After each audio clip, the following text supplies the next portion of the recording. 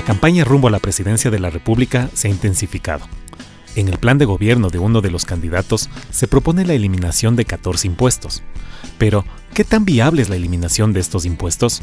La viabilidad de la propuesta estaría en términos de las posibilidades que tendría de modificar leyes tributarias, que eso implica necesariamente el paso del proyecto de reforma por la Asamblea Nacional, y sabemos que en este caso hay una mayoría de Alianza País que no estaría de acuerdo con esta eliminación de impuestos. En caso de que se llegue a aplicar esta reforma tributaria, ¿cuáles serían las consecuencias para el país?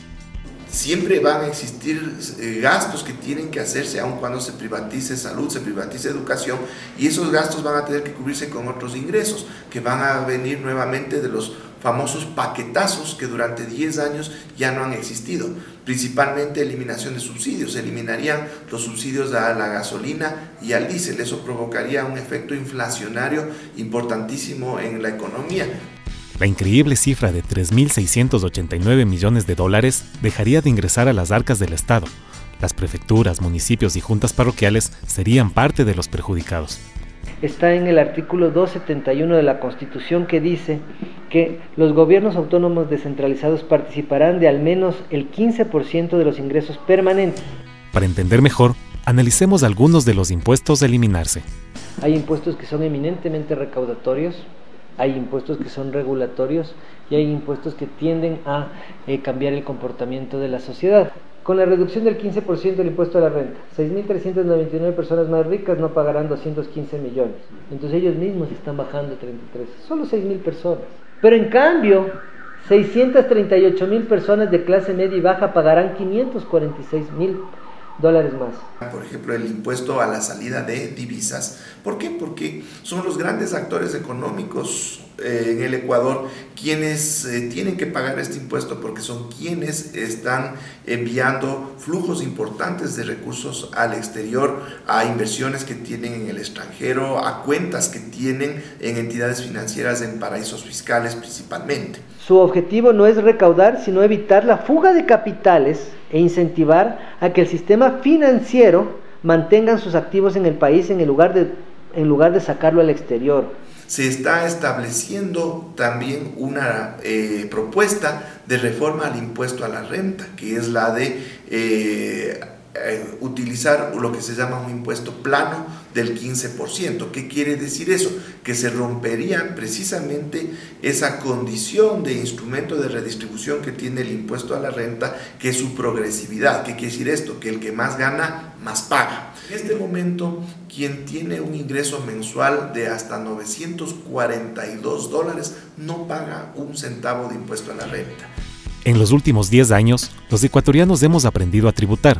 La eliminación de los impuestos sería un retroceso dentro de nuestra cultura tributaria. No es real que nosotros seamos un país con altos impuestos. Somos un país que ha aprendido a tributar y que está recién madurando en el tema tributario. ¿Qué es lo que han permitido los impuestos? ¿Qué es lo que no nos damos cuenta?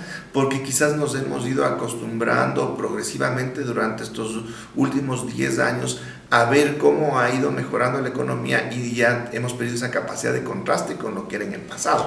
Pero, hablemos claro, la eliminación de estos impuestos, ¿a quién beneficiaría?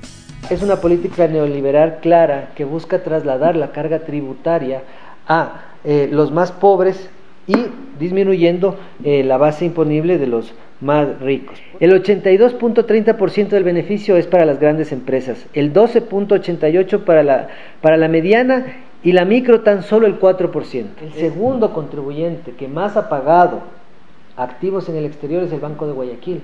Por el un lado se estarían reduciendo los impuestos a los más ricos y por otro lado se estaría trasladando esa carga a los más pobres o a los sectores de menos recursos de la economía, inclusive con el impuesto a las rentas. Los beneficios de esta medida serían incluso para el propio candidato. El candidato, y eso está en la página web del SRI, claro, en el 2001 pagó $1.000 de impuesto a la renta.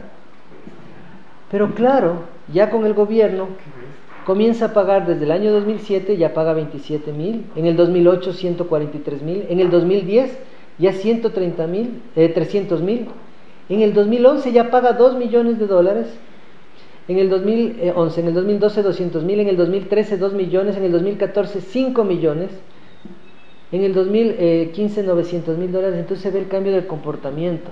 Pero esto no es un ingreso para el SRI.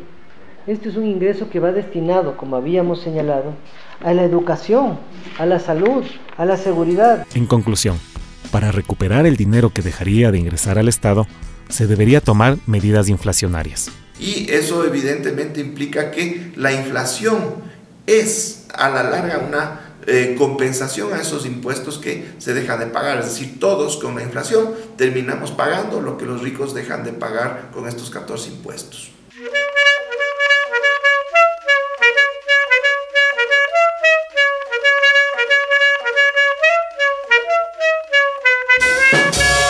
Pichincha Universal.